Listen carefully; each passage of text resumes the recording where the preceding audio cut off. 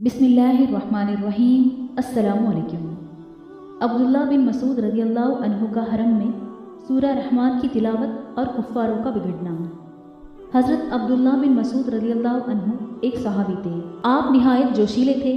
आपने जब सुना कि मुसलमानों को हरम में कुरान शरीफ की तिलावत ऊंची आवाज़ से करने और नमाज पढ़ने से रोक दिया गया है तो आपको जोश आ गया। आपने फरमाया कि हरम में जाकर खुदा का कलाम पढ़ूंगा। मुसलमानों ने समझाया कि कुफ़ार दुश्मनी पर आमदा है कि वो मुसलमानों को ख़त्म करने की प्लानिंग कर रहे हैं।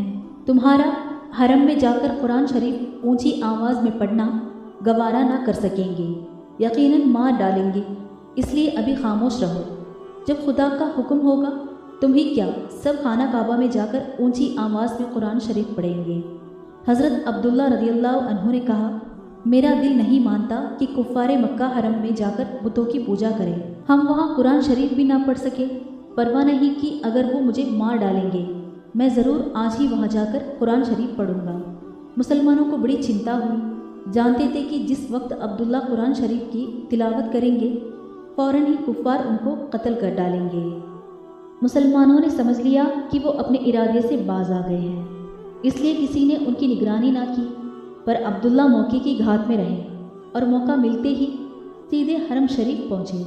कुफ़ार ने उनको रोका, पर इसके बावजूद रुकावट के वो मकाम इब्राहिम पर जाकर खड़े हो गए और बड़ी अच्छी आवाज़ से सूरह रहमान की तिलावत करने लगे।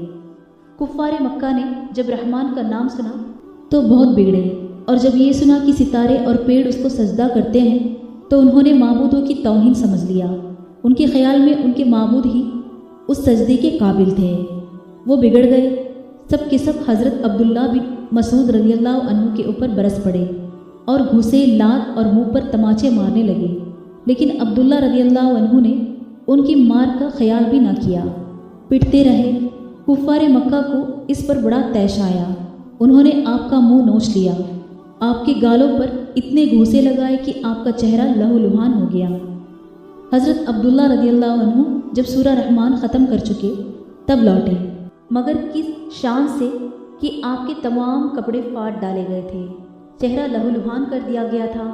आपने मकान पर पहुंचकर कपड़े बदले, मुंह धोया, घाव पर मरहम लगाया और चुपचाप बैठ गए। कुफ़ारे कुरैश ने लोगों से ये भी कह दिया था कि जो आदमी ऊंची आवाज़ से कुरान पढ़े उसे मारो। अगर कोई उसे घर पर पढ़ता हो तो उसके घर में घुस जाओ और उसे उस वक्त तक मारो जब तक वो कुरान शरीफ पढ़ना बंद ना कर दे। कुफ़ारों ने इस पर सख्ती से अमल करना शुरू कर दिया। वो मुसलमानों के घरों के पास इसी बात में खड़े हो जाते थे कि जब वो ऊंची आवाज़ से कुरान शरीफ पढ़े तो फ़ौरन उनके घरों में घुसकर उन्हें मार डाले। हज़रत अबू बकर रज़ी अल्लाह अन्हु कुरैश के रईसों में से थे, बड़े आदमी थे। जब वो मुसलमान हुए तो उनके पास 40,000 दिरहम नकद मौजूद थे। बहुत से खादिम गुलाम थे उनके पास, लेकिन कुफ़ार के डर से वो भी कुरान मजीद ज़ोर से ना पढ़ते थे। इस तरह मुसलमानों का माल, इज़्ज़त, आबरू, जान सब खतरे में था। अब सही मानों में उनकी ज़िंदगी तंग कर दी गई थी।